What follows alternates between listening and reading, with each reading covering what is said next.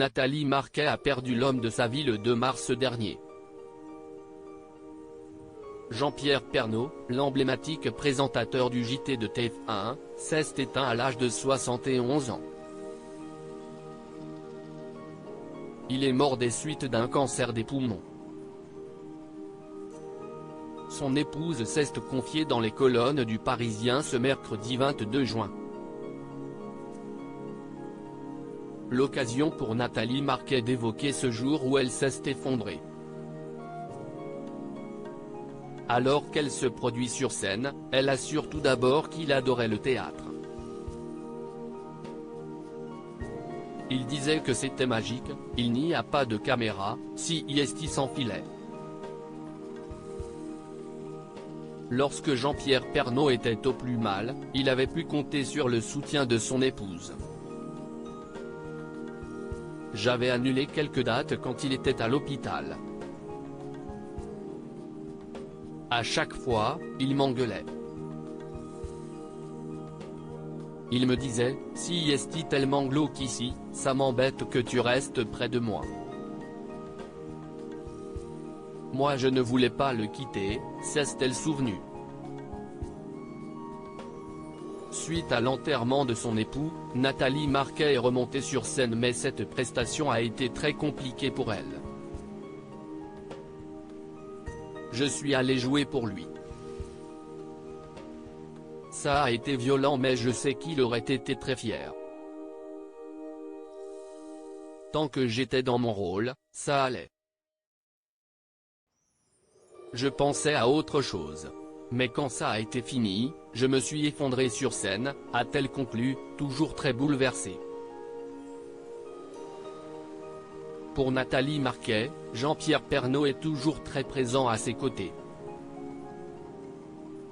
Alors qu'elle a envoyé un baiser à la fin de la représentation, elle a d'abord assuré que c'était pour lui. Je le fais avant le spectacle aussi, dans la loge. Je lui parle toujours. Je lui dis, t'es avec moi là, hein? On va démarrer, tu pourras te mettre sur le côté à la fin, je lui fais son bisou. Comme quand il était dans la salle, a-t-elle affirmé. Un simple geste mais qui est très important pour elle. Si est toujours compliqué aujourd'hui. On dit avec le temps, ça passe, mais plus le temps passe, pire si est. Il y a un grand manque. Il est irremplaçable, a-t-elle déclaré avant de faire l'éloge de son époux, c'était tellement un homme extraordinaire, généreux, prévenant.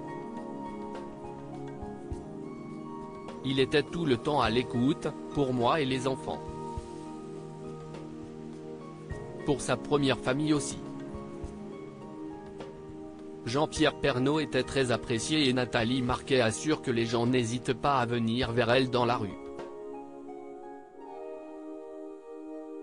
Tous les jours, on m'en parle.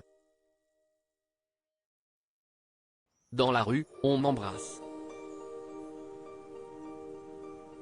Les gens ont tellement de peine encore, a-t-elle confié avant d'ajouter, beaucoup pleurent dans mes bras et si est parfois moi qui dois les consoler.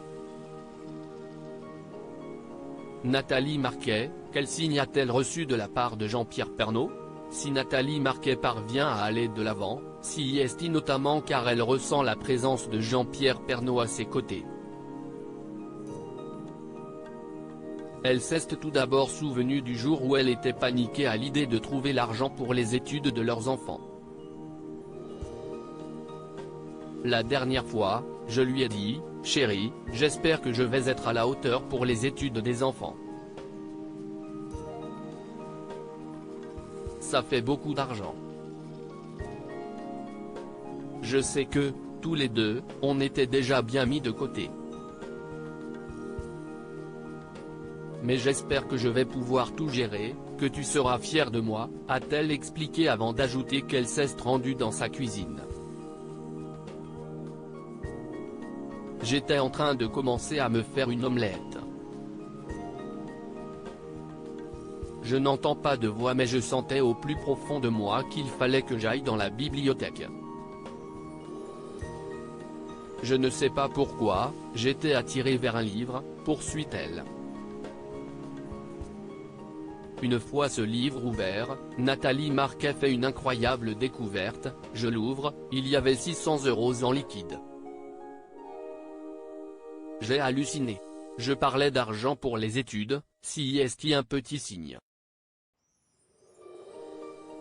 Une anecdote qui la touche beaucoup et lui rappelle que Jean-Pierre Pernaut est toujours présent.